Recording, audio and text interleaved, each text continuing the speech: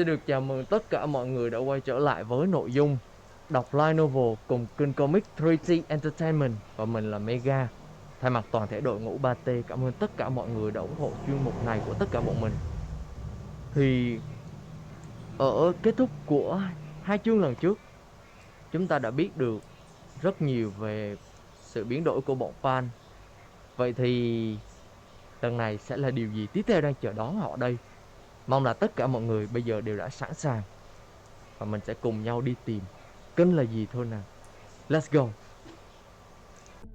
The next morning, the light once again tried to penetrate every corner of the forest. Last night was an unforgettable experience for Ari. She has never thought that even sleeping would be so difficult. Her nerves are always in a state of tension, not knowing from which side the pen will jump out, taking advantage of her sleep to tear her to pieces as they did with the ill-fated deer last morning. Even the sound of insects rustling around also becomes scary. Ari carefully checks her bow and arrows again. Her father used to remind her that if you fail to prepare, you are preparing for failure. So, at every important action, Ari tries to control her haste and prepare everything as the best she can. While she was standing guard, Ari suddenly smelled a threat. She sensitively sensed the slight shaking of the ground that the others had not yet noticed. She wakes everyone up from their sleep right away. "Wake up, guys!" Although other members are sleeping, they don't loosen their minds. Hearing Ari's warning, they immediately get up even when they don't know what is going on. Staring at the tree terrain nearby, they saw blue, many savage eyes and claws of the small pants lurking behind the rocks and withered trees. They sniffed out the place of human by their smell and gathered a herd for chasing. She stands up and points her bow toward the direction of the tremor and warns everyone at the same time. "They have arrived already!" Nick, who is closest to the pans, drew the sword from behind her back to clear the decks for action. The ray of light reflects from the blade just past. The pans break out. The thorny black balls rush towards the 5 people like crazy. Even the big, craggy rocks could not stop their advance. Soon, one of them rushed right in front of Nick. Nick raised her sword to the front of the group. She decided to keep the pans for everyone to escape. The sword's shadow flashed, only to see Nick lightly swing her arms and jump into the melee pan. Many pans were killed by Nick's blade, but the whole group behind seemed fearless. They jumped at Nick with a fury fiercer than any wild carnivore. One after another pounced and attacked directly, causing Nick to both slash and dodge, trying to stay firmly in the heart of the enemy, both hands swinging her sword without knowing where to stop. "Too many of them still remain!" To face the chaotic situation, Rin rushes to support Nick. Ari also poured all her strength into shooting support for the two. Behind her, the doctor could no longer keep his gentle and calm face as usual.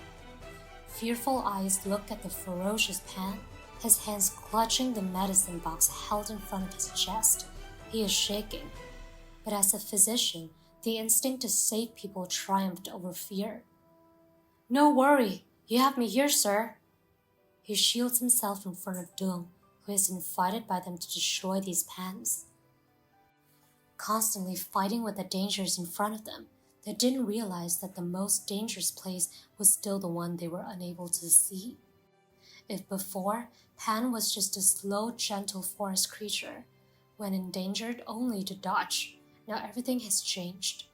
The inherent nature of the Pan species is also gone. The souls of the Pan species have been cursed. They have become a violent and cruel entity.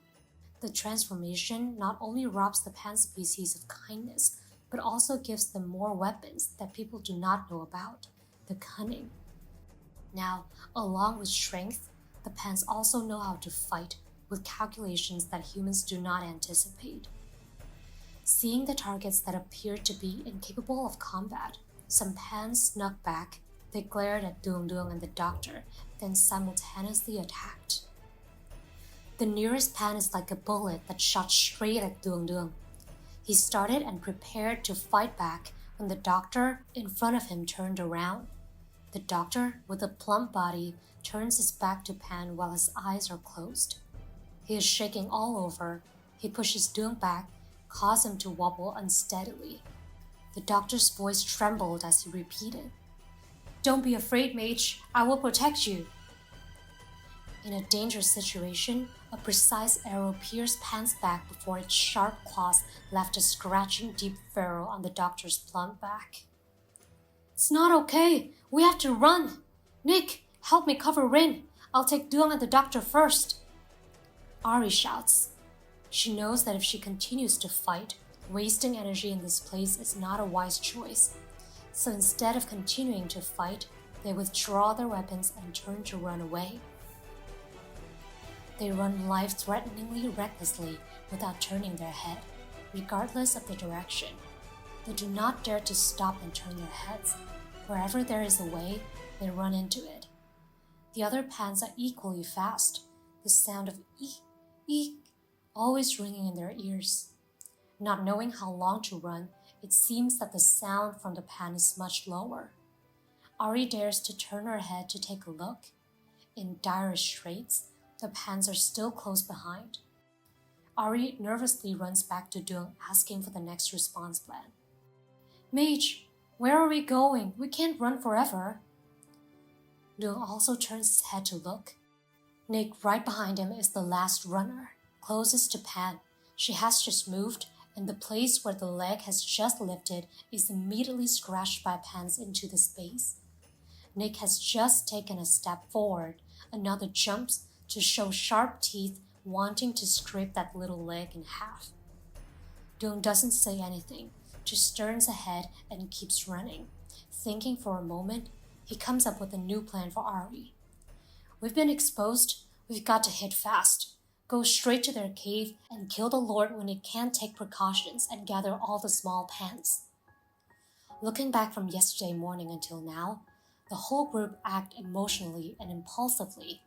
Everything was passive and derailed, but the fact that their team did not go to the forest and pray to the gods for helping destroy the beast, on the first night Duong stays in the treehouse, and the group once gathered there to discuss the plan.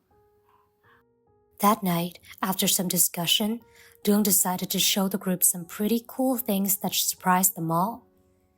You can't use normal weapons to fight the monster, so have upgraded them with energy stones. Power Stone, the tool that Duong has just talked about, is a blue gem embedded in the middle of Ari's bow. He said mildly.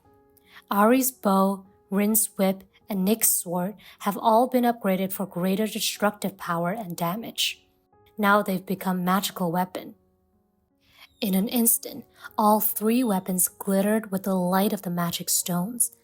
Picking up her beloved bow, Ari crooned, her eyes shining like a child who had just received a new toy. An unutterable joy raises in her heart. "Awesome!" The word of thanks came out in an amused manner. At that moment, she just wanted to experience the power of this bow as soon as possible. Sitting beside Ari, Rin was equally interested. She is very curious about this weapon upgrade. Rin's eyes and attitude were also different from the first time she met Duong. "So, is there anything different from normal use, mage?" Rin asked. "I have used stones that are suitable for each person's physical condition. In the battle, you need to pour energy into the weapon. The stone will amplify that energy to create super strong shockwaves. You will see that your weapon has changed. They are no longer ordinary whips or metal swords.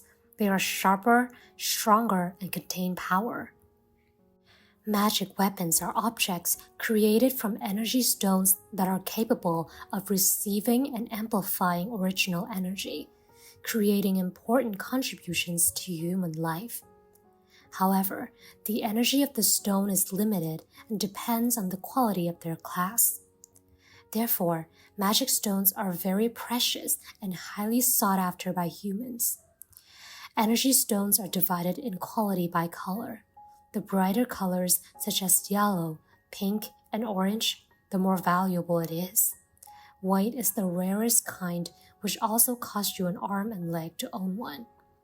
Hearing Duong's explanation to the doctor is in seventh heaven and has an itch for, Mage, what about me? You're a doctor, you don't need to fight. Duong leaned over and looked at the doctor in surprise. I know, but at least I should have something to back me up. I'm afraid I'm going to entangle people. The doctor replied shyly, putting his hand to scratch his head. Thinking it makes sense, Duong holds out a small yellow tube to the doctor. Then take it, blow it once, and you will see something worth seeing. Really? Thank you very much. Although he does not know what would happen, the doctor feels reassured and somewhat more confident about the trip ahead. It's nothing. This is worth nothing compared to the 200 gold coins.